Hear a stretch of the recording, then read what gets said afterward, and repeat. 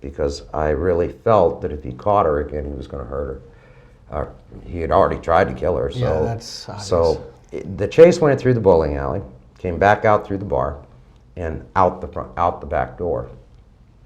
She went out the door, he chased her out the door, I went out the door. We all got out in the parking lot, and I screamed at Bob to stop. Mm-hmm. And he stopped, she kept going. He turned around and walked over to me and said, "What are you going to do, shoot me?" And he grabbed the gun and he pulled it to his chest. And this is all documented. And I pulled the gun away and said, "Bob, this is not what this is about. You just need to cool it, dude. Go home." And he turned around and ran back into the bowling center. Well, he doesn't own the bowling center, I do. Mm-hmm. And now I'm starting to think, oh my God, what happens now? Is he going to burn my bowling center down? And, so I naturally ran after him as well again. Mm-hmm. And when I got to the door, I didn't realize it, but he had locked it. And I had the weapon in my hand, and I ran down the stairs. I grabbed the door and I yanked on it to throw it open, Sure. to go back inside. And I didn't realize he had locked it. And when I yanked on it, I slipped off the door.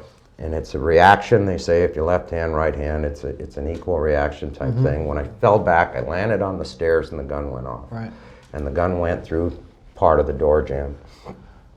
And then he called 911. I called 911. He actually called too. Yeah. And after the gun went off, I yelled through the door, "Bob, are you okay?" And he said, "Yeah, I'm fine." Well, he was calling 911, I was calling 911. And lo and behold, the sheriff's department shows up mm-hmm.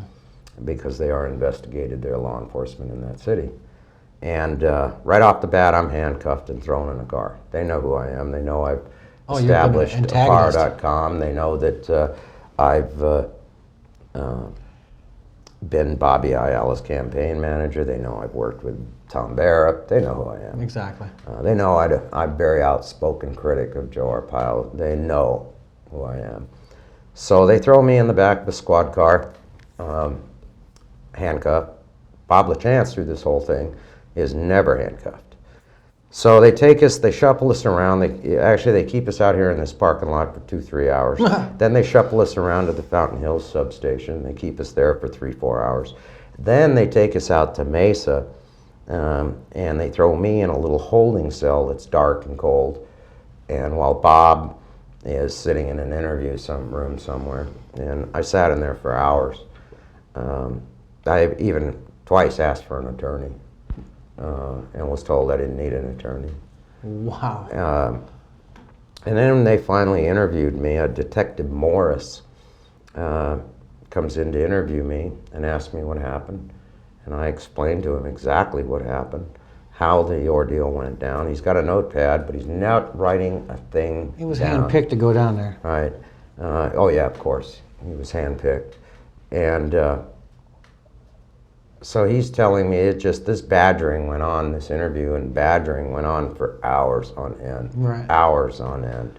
Probably, 16, 18 wow. hours. And I finally looked at him and said, what is it you want to hear? What do you want me to say? What is it? This isn't ever going to end until you hear what you want to hear, right? Right, what is it? And that's exactly what he said. Yeah, he says, you're old enough to know this isn't going to end. So it ended there. I had no idea what I was going to be charged with. I didn't, as far as I know, I don't know what I'm going to be charged with. I didn't do anything wrong. All I did was try to save somebody's life. And in the interim, there was an accidental discharge of a firearm. Right. Nobody got hurt. Everything was fine. Well, I didn't know what was taking place in the other 2 rooms with Melody Nordman and Bob LaChance at this point. So they cart me off to jail, and they put me in a holding cell, and they leave me in this holding cell for about 8 more hours before they finally take me into court, which is their little kangaroo jail court, right. where they can tell the judge anything they want, mm-hmm. and they believe it. So finally, when they bring me into court, the judge reads off the charges. I'd just been charged with attempted murder. Unbelievable. My bail was set at $465,000. Well, gee whiz, I just don't happen to have $465,000. So I guess I'm kind of screwed here. Wow. And so what happened is in the next six weeks, I sat in jail, and Melody Nordman, we hired an attorney. My wife hired an attorney. I have a wife and 4 children at home. We hired an attorney. The attorney met with Melody Nordman, and Melody Nordman flat told him, Jim saved my life. He was not the aggressor. Right. Nobody was hurt. Nobody got hurt. Bob was attacking me. And if it hadn't been for Jim, I probably wouldn't be here. And swore out a statement. And when we finally did get a bail hearing 6 weeks later, that letter was given to the judge. And the judge, Keppel at the time, saw what was going on, lowered my bail to $15,000. Isn't that amazing? I go from a $465,000 bail that the sheriff's office arranges to a $15,000 You've already bail. been inside 6 weeks. Yeah. So now in this 6 weeks, you have to understand now, I've lost my bowling center. Amazing. Because the owner, I'm not making payments, I'm not paying bills, I can't open. There's nobody to run the place. So in the interim, the owner foreclosed on it and took it back. I lost all the money I had in it. But we posted the $15,000. We put my house up. And I bailed out of jail to figure out what I'm going to do with this thing, because, I'm being charged with attempted murder.